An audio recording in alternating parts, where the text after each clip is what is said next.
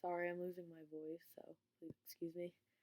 Um, what I found most memorable about Shakespeare's play, A Midsummer's Night Dream, was the love triangle, or square for the sake of numbers, that existed amongst the characters Hermia, Lysander, Demetrius, and Helena.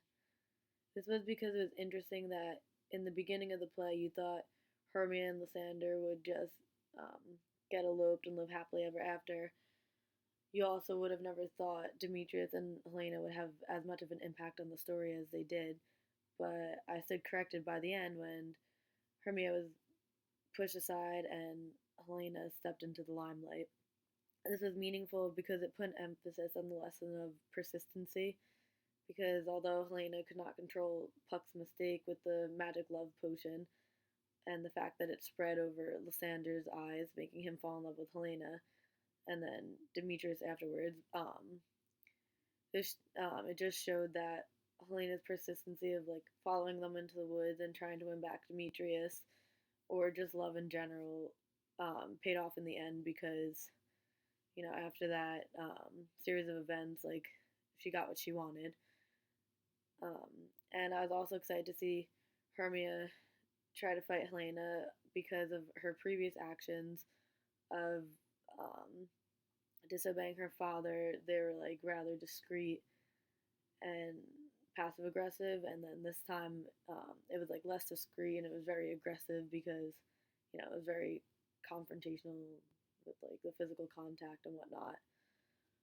Um, I would say the three major points of tension in the play first come from Aegeus as he orders Hermia to love Demetrius and not Lysander, and she refuses.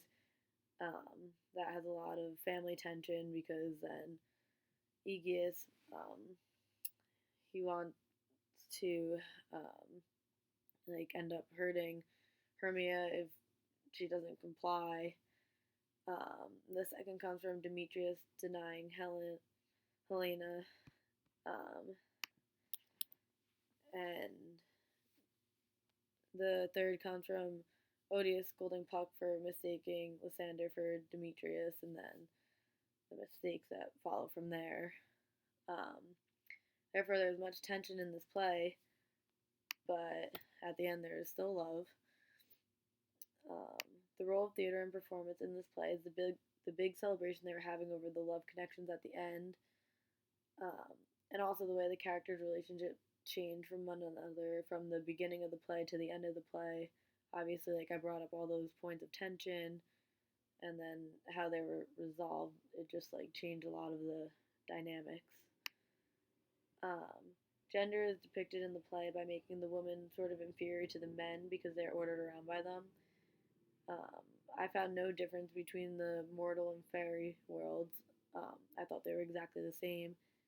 And having men play the women characters informs the depiction of gender because it just puts even more of an emphasis and sort of a premium on the fact that men are more superior than women.